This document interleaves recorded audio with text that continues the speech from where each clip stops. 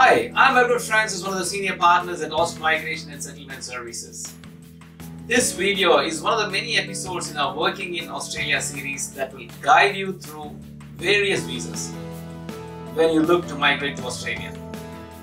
In this episode, I will particularly discuss what is skill assessment, why it is required, and the examples of skill assessment. Before we discuss this topic, please don't forget to hit the subscribe button, turn on the notification bell, and follow our social sites. What is a skill assessment and why is it needed? Skills assessment is a mandatory document that not only evidences your qualification and work experience, but it also allows you to apply for skilled and employment migration visas.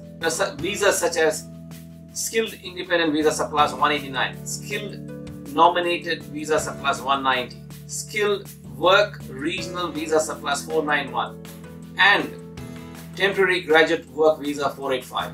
If you look at employer-sponsored visas, employer nomination visas such as Subclass 186 Direct Entry, Regional Sponsored Migration Visa Subclass 494, and Temporary Skilled Shortage Visa Subclass 482. All of these require skill assessment. Now, there are applicants from some countries who may not need a skill assessment. However, this exemption is applicable for 482, but you must check with the registered migration agent so that you are aware if you require a skill assessment or not, especially when you're applying for employer-sponsored visas. So in general, my friends, skill assessments are used for skilled and employer-sponsored visa categories as it measures your qualification to meet the Australian standards. It is an important first step to your migration process. Depending on your nominated occupation and its classification in the ANSCO, occupations in different groups are categorized in groups that are listed in the skilled occupation list. They require a proof of relevant qualifications, skills, English language ability, and other criteria to receive a positive skills assessment by an authorized assessment body. You will find the ANSCO code, which has groups major, sub-major, minor, and more. Also, if you look at the skilled occupation list, you will find medium and long-term strategic skills occupation list, that is MLT-SSL list, short-term skilled occupation list, STSOL list, priority migration skilled occupation list, PMSOL. Depending on your occupation, the immigration website lists down and identifies different authorized assessing bodies. For this, you just have to refer to the immigration website. It will lead you to know who is your skills assessment body. Commonly for trade occupations, the skills assessment body is Trade Recognition Australia, which is commonly known as TRA. For most engineering occupations, Engineers Australia is the body that assesses your nominated occupation. Another one is VERASSES, which handles many professionals and trade occupations.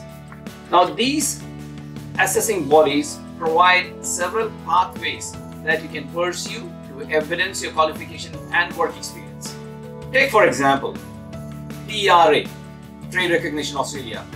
They can assist international students in Australia who complete a CRI-course registered course and meet certain requirements.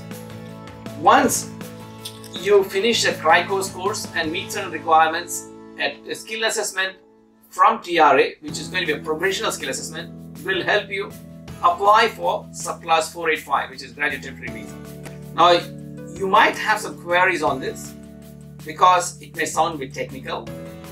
That is where please do not hesitate to contact us. If you read the TRA website and their programs, there are other pathways also included in that, such as OSAP, which is Offshore Skills Assessment Program, or MSA, which is Migration Skills Assessment Program, or TSS. Now, it is important that all of the skills assessment bodies have their own set of requirements.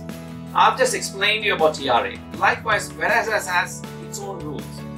And if you look at other bodies such as CPA, Engineers Australia, they have their own set of rules. However, this is an area you need advice, and we are there to help you. Now, you must be wondering the cost and the requirements and the process, because I have explained you about few assessment bodies. the application fee, it will differ from each skill assessment body. Just to give an example, basic skills assessment starts at $300 and it can go up to $2,000, and some of them are more than $2,000, especially if it includes practical and technical interviews. Further, the procedure and the process may differ based on the assessment body and the requirements, and sometimes you might be an onshore student or you might be in Australia, and there are skilled applicants who are outside Australia. So, it all depends based on sometimes where you are based at. The most important thing with all the skills body is, one, they assess your qualification, and two, your work experience. The documents that you submit must be relevant to the nominated occupation. Receiving your skill assessment is just the first step to satisfy one of the many criteria to apply for skilled migration or any other substantive visa. Myself and our team, we are in the industry for over 20 years and have assisted hundreds of applicants to apply successfully the skill assessment applications. Now, assisting you step by step is a very important tool when you decide to plan to migrate to Australia. We are experts in this area. We have done so many applications. If you have any questions, please do not hesitate to contact us. Do comment on the below, send us an email, or give us a phone call on 0396 548611, or contact us on info@austmss.com.au. One important thing, do not forget to hit the subscribe button so that you are always notified whenever we come out with new episodes.